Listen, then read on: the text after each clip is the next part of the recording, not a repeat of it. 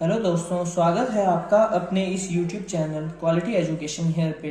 तो जैसा कि आप सभी जानते ही हैं, हमने आपसे कहा था कि हम जेबीटी एंट्रांस की तैयारी करवा रहे हैं। तो आज की इस वीडियो में हम हिमाचल प्रदेश जीके के बारे में कुछ जानेंगे। तो हिमाचल प्रदेश बहुत ही बड़ी स्टेट है।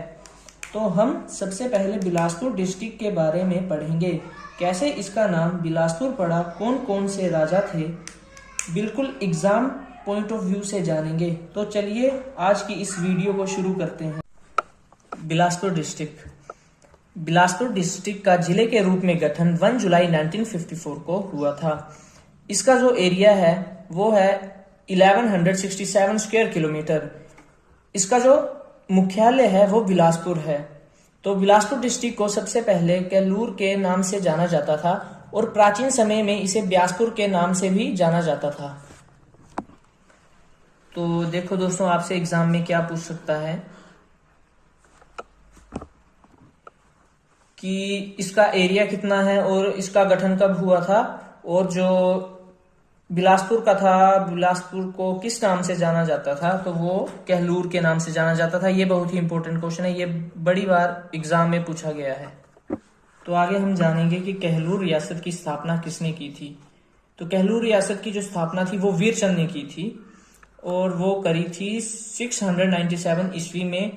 और ये जो डेट है ये आपकी बिलासपुर पास्ट एंड प्रेजेंट जो बुक है, जो कि आनंद चंद्र द्वारा लिखी गई है, उसमें बताया गया है।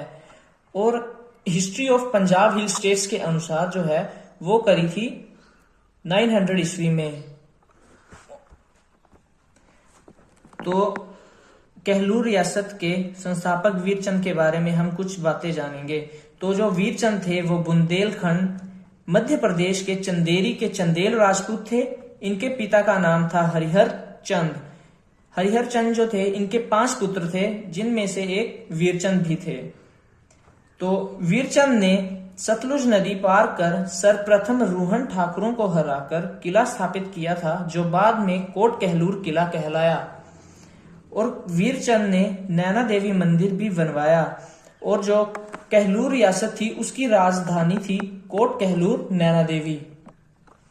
तो इससे ये क्वेश्चन बनते हैं कि वीरचंद जो थे वो कौन थे। तो वो थे चंदेरी राजपूत। और इनके पिता का नाम अगर पूछा जा सकता है, वैसे पूछते तो है नहीं, पर अगर पूछ लिया जाए तो उनके पिता का नाम था हरिहर चंद। तो इससे नेक्स्ट क्वेश्चन ये बनता है कि किस राजा ने सर्वप्रथम सतलुज नदी को पार कर कौन सा किला स्थापित किया था। तो वो किला था कोट कहलूर किला। तो आप ये क्वेश्चन बड़ी बार पूछा जाता है कि नैना देवी मंदिर किसने बनवाया था। तो वो बनवाया था वीरचंद ने। तो अब हम जानेंगे राजा कहाल चंद्र के बारे में। तो कहाल चंद के जो पुत्र का नाम था वो अजय चंद था। अजय चंद इसलिए इंपॉर्टेंट है क्योंकि इसने हिंडूर रियासत की स्थापना की थी, जिसे आज हम नालागढ़ के नाम से जानते हैं। तो हमारे पास नेक्स्ट राजा हैं राजा मेघचंद, जो कि बहुत ही कठोर अत्याचारी शासक था, परंतु जनता ने इन्हें राज्य छोड़ने के लिए मजबूर कर दिया था और इन्होंने कुल्लू रियासत में शरण ली थी।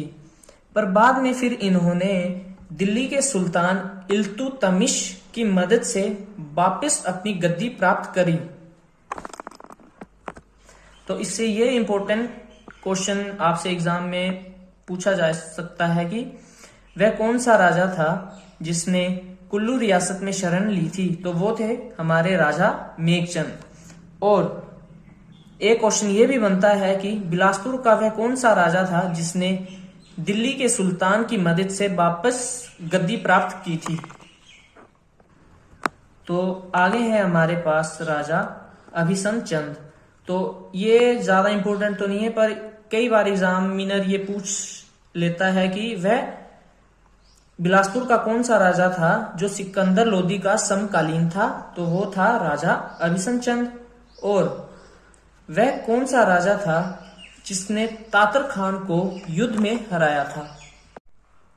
तो नेक्स्ट राजा है राजा संपूर्ण चंद। ये ज्यादा इंपॉर्टेंट नहीं है, बस आप इनके बारे में ये फैक्ट याद रख लें कि इनके छोटे भाई रत्नचंद ने इन्हें मरवा दिया था। तो नेक्स्ट राजा है राजा ज्ञानचंद। ये इंपॉर्टेंट है वो इसलिए क्योंकि इनके जो शासनकाल में थे वो केलूर रियासत मुगलों के अधीन आ गई थी, और जो ज्ञानचंद था वो अकबर का समकालीन था।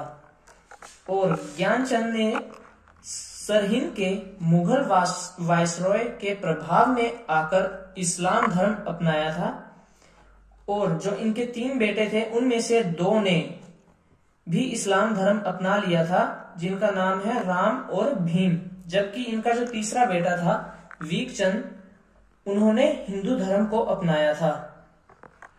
तो ये देखो, इसमें जो है वो वीरचंद बहुत ही इंपॉर्टेंट है, क्योंकि इनके 3 बेटे थे और 3 में से सिर्फ वीरचंद ही थे जिन्होंने हिंदू धर्म को ही अपनाया था, बाकी 2 ने इस्लाम धर्म अपना लिया था।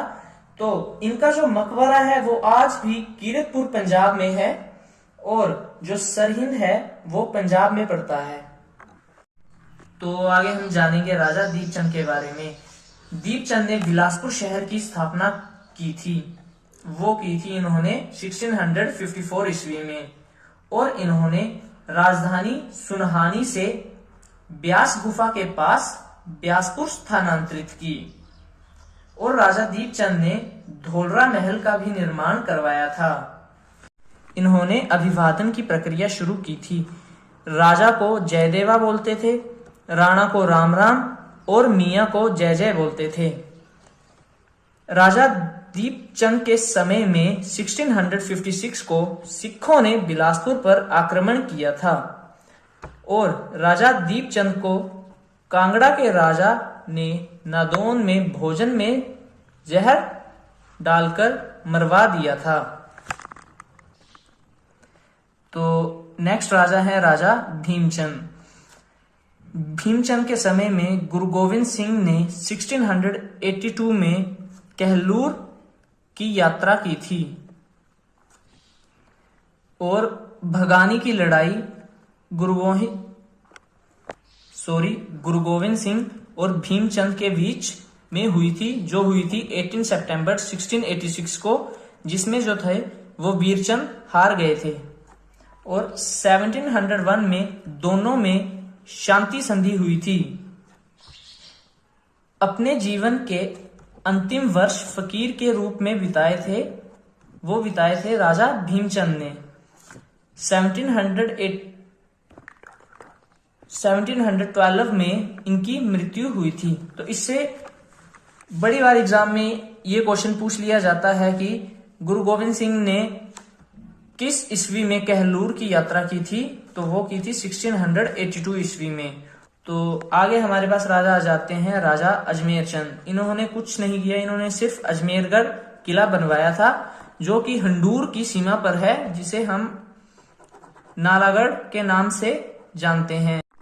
तो अगले राजा हैं हमारे पास राजा देवीचंद, जो कि नादिर शाह के समकालीन थे। इन्होंने भीमलकोट किले का निर्माण करवाया था, और रामगढ़ किला हंडूर के राजा विजयचंद को दे दिया था। तो इससे इंपॉर्टेंट क्वेश्चन ये बन सकता है कि भीमलकोट या भीमईकोट किला किसने बनवाया था? वो बनवाया था राजा देवीचंद ने। तो आज की वीडियो में बस इतना ही। बिलासपुर का नेक्स्ट पार्ट जल्दी ही आएगा। अगर आपको वीडियो अच्छी लगी हो तो लाइक, कमेंट एंड शेयर जरूर करें। धन्यवाद। जय हिंद, जय भारत।